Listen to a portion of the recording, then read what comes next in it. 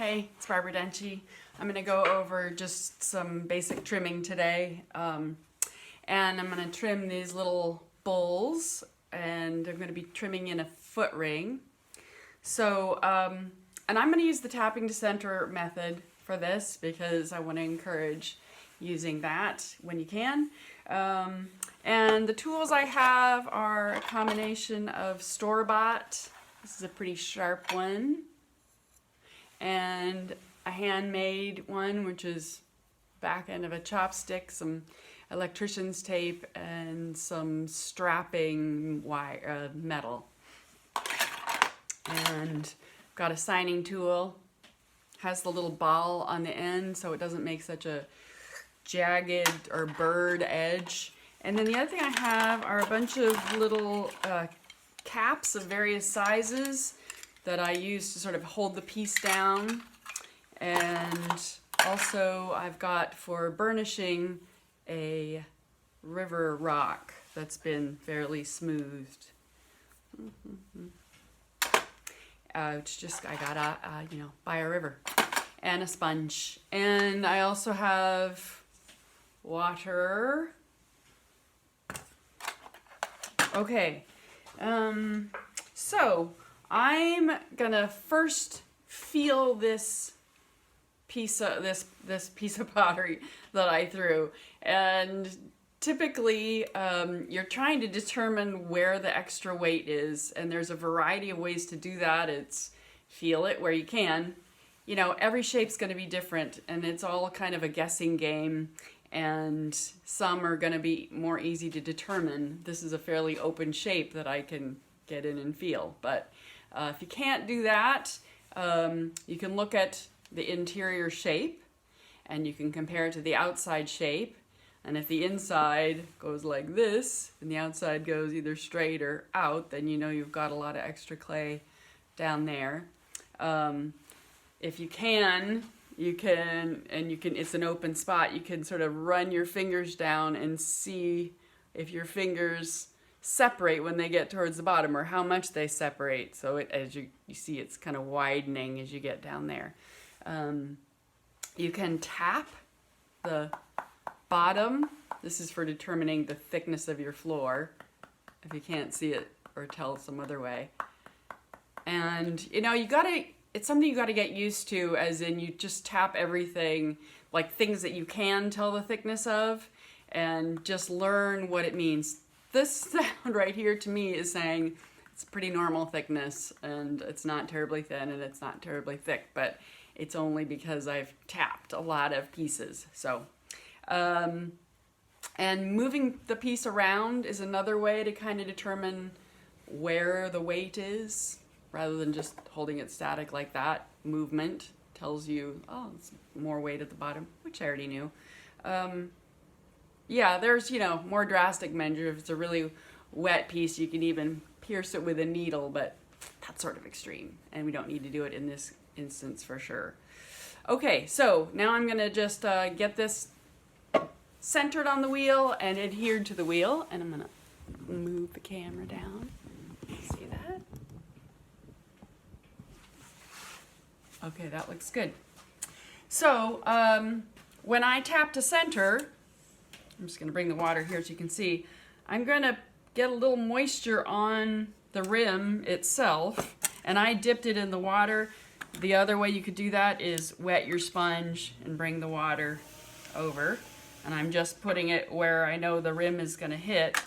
And then you use that water to create a little paste. I've made little dents in the rim for this particular one, but there's enough stuff that's going to touch the wheel that I think it'll be able to hold on. So just the movement around creates a little bit of a paste slip that's going to help you stick it on there, and also while you're tapping to center, that little bit of movement will help it stick on there too. So I tap to center, just targeting this area. This is on a fairly different center, especially since I altered that rim, but I just need to keep my eyes on here. And I'm looking, well, I did a tapping to center video, but I'm looking right there, and when that stops moving around so much, I stop tapping. Okay, and then I usually give it a little push down, and then I grab a lid. This is a juice cap. What I like about these is they're less tacky than this. So when I'm trying to hold the piece down, I can feel a bit of drag, but if I use a lid, it's smoother and it runs around, rotates under my fingers a little more easily. Also, it distributes the weight, so if I'm pressing here and I had a thin base, I might crash through my fingers, but the lid puts the pressure on a bigger area, and that can help. And I can tap that to center also. Okay, then when I trim, I typically trim the silhouette of the piece and do the foot ring last. If I do the foot ring first, it kind of dictates what this is gonna look like how wide I can have this. So I do this part first. I don't really need that tap to center, but it's good practice. Okay, so when I trim, I really choke up on all my tools. I know that a lot of them have long handles, and I think people are tempted to trim like this, but I want really good control of this end. So I'm gonna choke up, and I'm also gonna use both my hands. And I'm bracing my wrist, forearm on the edge of the pan, and because I just want lots of control. So I am putting a little more pressure on the bottom of this tool because I want my foot ring, or I want my foot, my pedestal, to have kind of that angle on it.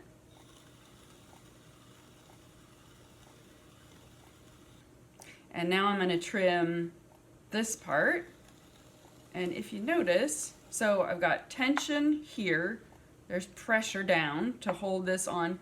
You do not want to assume this won't for sure come off. So hold it down. And then, but this finger is going to just follow this for bracing and control.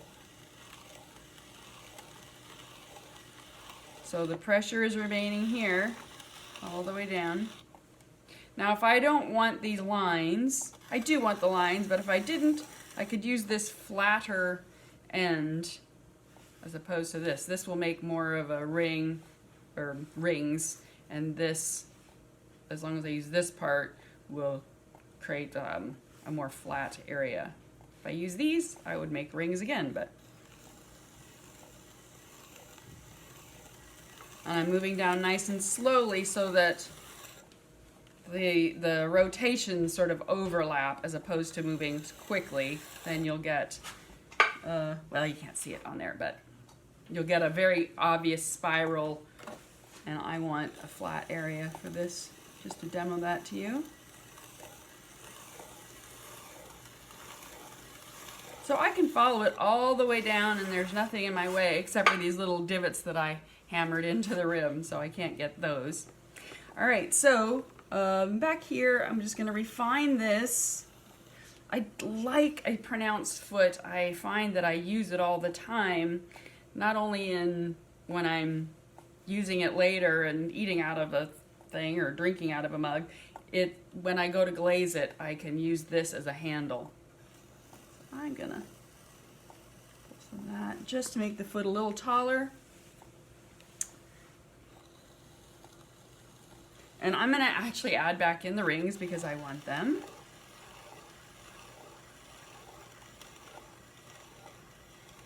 I like the way the rings kind of pool and break the glaze.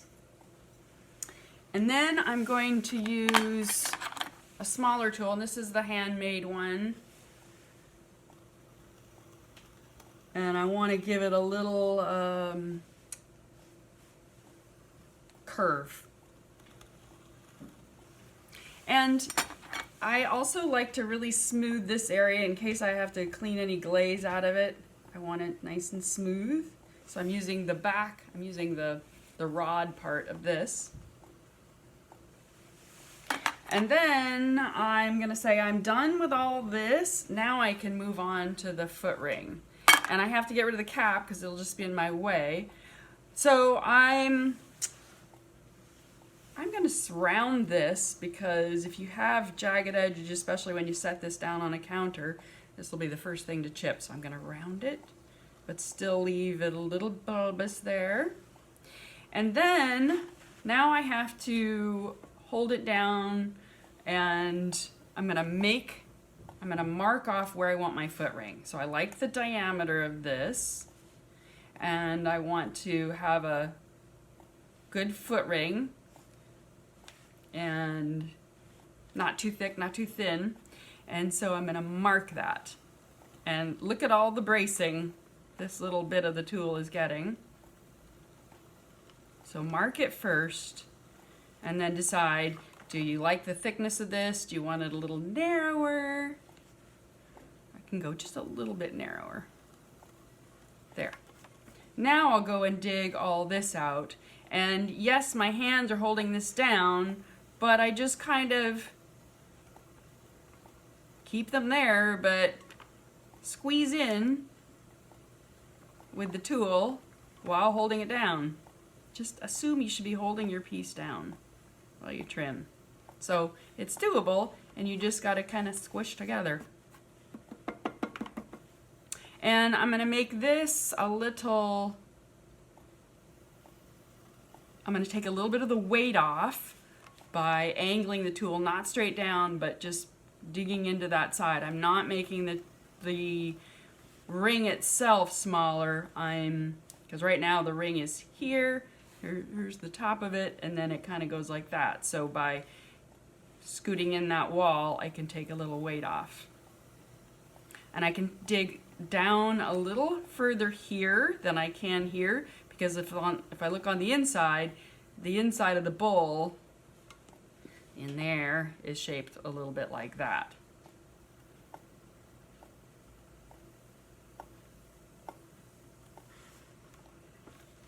Okay. So and then you want to check and make sure that you have an air gap underneath there, and I can see that I do have a good gap here and here, but this little raised area should come off because it gets pretty close to the height of the foot ring here, and I do not want the piece to end up wobbling on a little base there. Take a little more away, and this is also a good place for you to learn what the tapping sound means, because you've got it adhered on there. You don't want to have to pull it off to measure it. So it sounds completely normal to me. I'm feeling good about that. If you notice, I didn't touch this at all. And the reason that I do that is because this tells me how much I've removed. If I start whittling away at this and at this, you know, I could end up crashing through without realizing how much I've removed. So this is my gauge. I do have a little texture on this. I usually will smooth this. That's why I also make sure I have enough of a gap so that I can remove just a wee bit of clay in the smoothing process. Sometimes the back of my fingernail is enough to burnish this. But sometimes something else, a river stone, really anything. You could use any handle, one of the caps. I'm often just kind of grabbing the easiest tool. So I'm going to burnish it with the rock, get that edge a little bit. This is great for your furniture in the end, so you don't have little gribbly. I absolutely try to avoid sanding as much as possible. It's not really healthy. You got to go outside. It can be cold, but just detailing your pieces in the trimming phase is really helpful, I think. And I'm going to smooth this also. Let's go ahead and burnish it.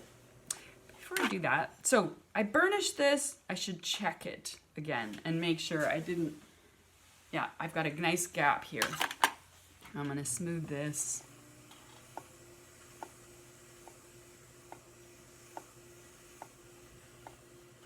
You can use a sponge, so I'll go ahead and use a sponge on this. It removes a bit more, so definitely check that height after you do that. The other thing the sponge does, especially on stoneware, is that it creates it's gritty now because I just kind of washed away the finest particles and revealed some grit. So right after that, you definitely need to burnish, and then you need to check your height again. And I'm good.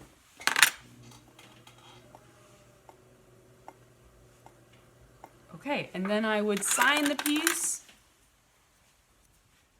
and I sign it in the well here, not on there, because that creates little burrs and you can scratch your furniture. Okay, so if I'm done with that, then I want to take it off, and to take it off when you've adhered it with slip is to, and it's on there pretty well, is I break the seal,